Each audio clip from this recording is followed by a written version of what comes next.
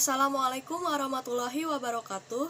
Nepangkeun nami abdi Maudi Nabila Utami di kelas 12 MIPA 2. Di dieu abdi bade macakeun biantara anu judulna pipisahan sakola. Assalamualaikum warahmatullahi wabarakatuh. Kahiji tama marilah urang panjatkeun puji syukur ka hadirat Allah Subhanahu wa taala.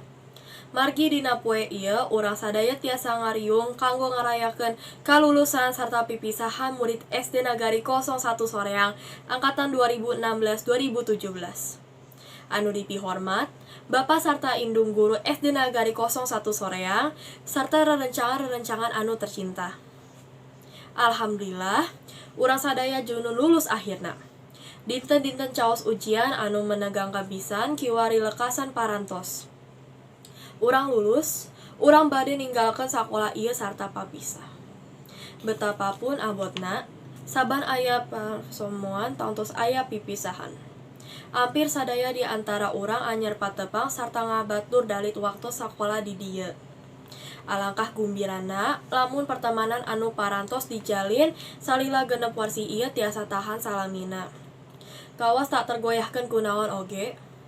Manawi diantawis urang aya anu rumaos gumbira ngalaman pipisahan margi anu maranehana antos salila ieu teh perkawis-perkawis anyar anu katembong langkung nyenangkeun dibandingkeun perkawis-perkawis di dieu anu pikaboseneun pisan.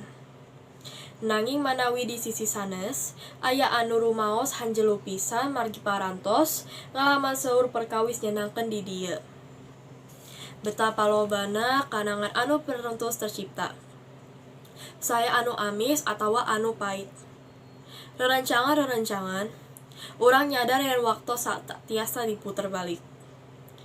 Kumargi eta rasa penyesalan margi sawaktu di SD Kiranggia diajar, mangka marilah urang perbaiki sabot urang di SMP. Hayu urang emut serta terapkeun nasihat Bapak sarta Indung Guru sarta sepuh urang sebaik sae. Omongan hatur nuhun patut urang sampaikeun ka guru-guru urang. Maranehana parantos ngantik urang salila genep warsi tanpa mikawanoh lungse.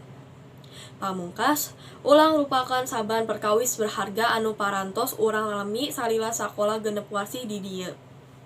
Simpanlah kenangan eta jero hate urang sadaya. Sakitu diantara anu abdi sampaikeun, minta hampunten lamun aya lepat sanggem. Wassalamualaikum warahmatullahi wabarakatuh.